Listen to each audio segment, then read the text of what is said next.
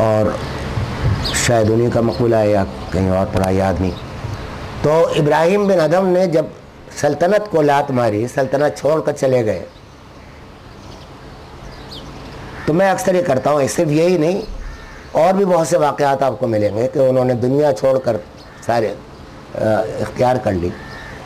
تو آخر یہ لوگ کیا عقل نہیں تھی ان کے پاس؟